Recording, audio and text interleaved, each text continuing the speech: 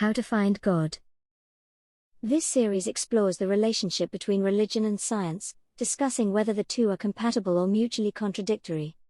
The articles in this series touch upon various strands of science, and discuss whether our modern age of advancements has strengthened or weakened the case for God. This article, following on from Alex Borthwick's previous article, gives an Islamic perspective on how an individual can gain personal certainty as to whether God exists. Religion enables us to transcend the material and seek the divine, to understand the answers to questions beyond our intellectual reach, to ascertain the meaning of our lives, and establish a relationship with a living God. To truly investigate whether the claims of religion are true, however, requires adopting the appropriate method.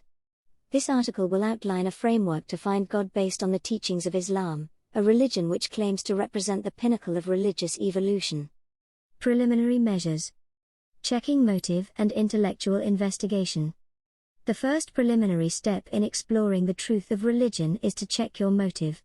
Consider a philosopher. They exercise their intellectual faculties to ascertain whether there is a creator or not. In other words, their aim is to quench their thirst for knowledge, but not to know or worship the creator. They only undergo intellectual effort to satisfy intellectual curiosity. Thus, even if such a philosopher comes to believe that God does exist, their effort and reward will stop there. God will not wish to establish a relationship with a person who has no desire to know him. If religion's teachings instruct us in how to establish a relationship with God, the philosopher's motive has rendered this mute. Success in spiritual endeavor comes through a commitment to persist in efforts to establish a relationship of love with and obedience to God. This is the correct motive, and if one has the incorrect motive, all efforts will only lead to exhaustion and annoyance. After checking our motive, we must reflect and ponder over the world around us, its origin, its wise design, its fleeting nature.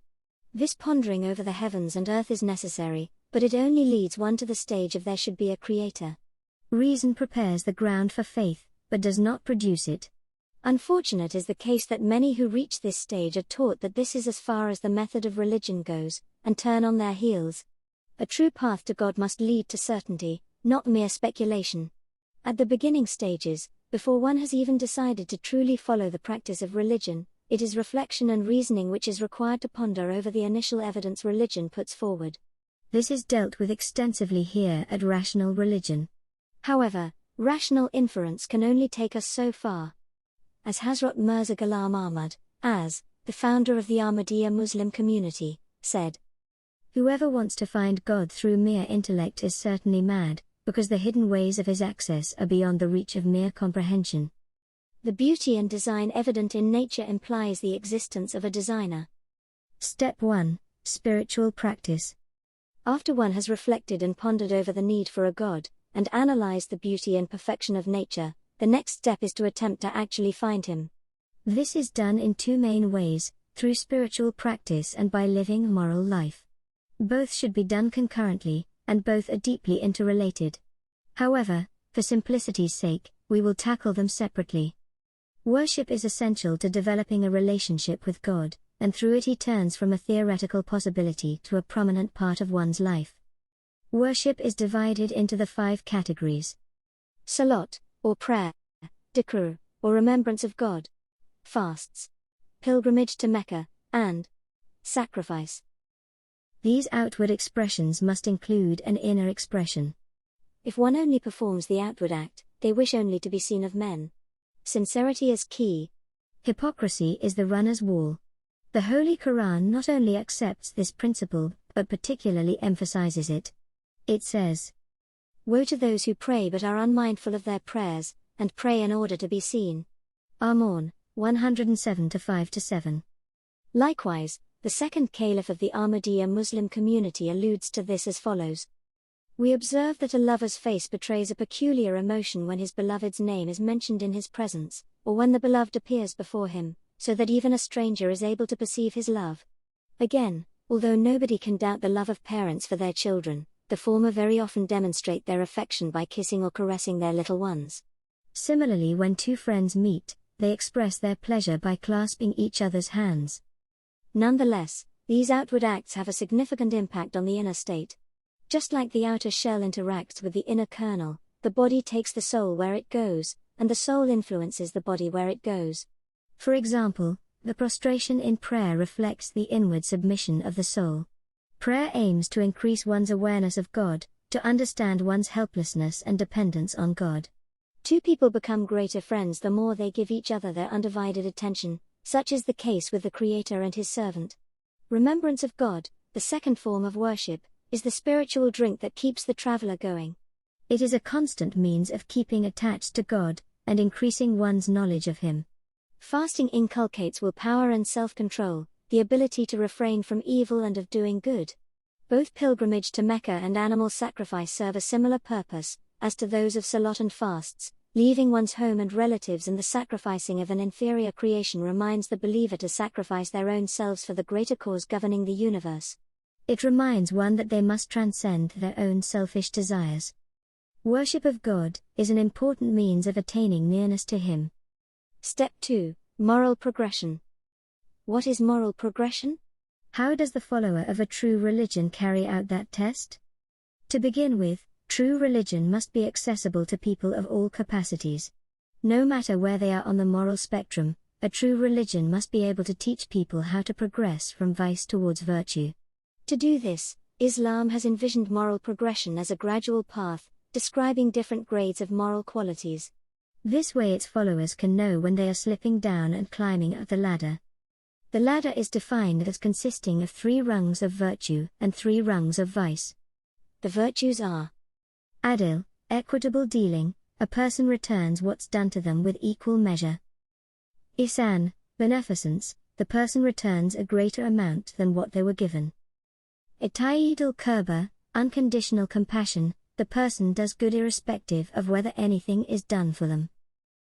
The vices are Fasha-secret vices, evil which is not publicly seen. Munkar, the evil actions which are seen by others, but do not harm them. Baghi, actions are now injurious to others. With the knowledge of these, the student of Islamic morality can know where to go and when they are falling behind. The highest stage of morality is to love all humanity like a mother loves her child. However, true religion does not wish to simply point out good and bad morals, it wishes to aid people in adopting good morals and disregarding bad ones, and thereby improving their spiritual connection to God. True religion has always brought manifestations of God's attributes through His messengers and righteous people. These people are a moral demonstration as well as a representation of the stages of spirituality those morals can get you to. Islam claims that all people are born pure. Our choice in actions from the very outset add either good or evil to us. However, a person never loses his original purity completely. Thus the aim of moral progression is to return to that pure state, and then add more virtue to it. There are other actions Islam recommends to aid our moral progression. Repentance, which is to feel remorse for past errors/sins, to ask for forgiveness and then reform oneself accordingly, is one such step towards moral reformation. Sins are defined through the ordinances of God, to which humans already have a natural aversion. Another guideline given by Islam is to keep company with the righteous and to reduce bad influences. All this is a means to attain righteousness. One further step needed for the student to take is to recognize what is prohibited and lawful according to God. Alcohol and gambling are social and spiritual vices which Islam cuts off at the root. Islam acknowledges that some good can be found in these, but that their harm greatly outweighs their benefits, hence complete avoidance is the only way to wipe clean any darkness put on the soul. Islam also gives dietary guidelines such as a prohibition of eating pork, the consumption of which is taught to have an injurious physical and spiritual effect. There are many such guidelines which the seeker of God is advised to follow. Conclusion. True religion is not dependent on simply the thoughts and sentiments of any individual. Rather, it requires a practical demonstration of moral and spiritual reformation. Like anything worthwhile in life, we must persist in it if we hope to find truth. When we do so, God begins to unveil Himself to us. Through the answering of prayers and vivid spiritual experiences, our soul awakens to the reality of God. Seeking God is a ladder, and the higher we climb, the greater the certainty that we are given. By following the steps outlined in this article, one can truly test the hypothesis of God's existence.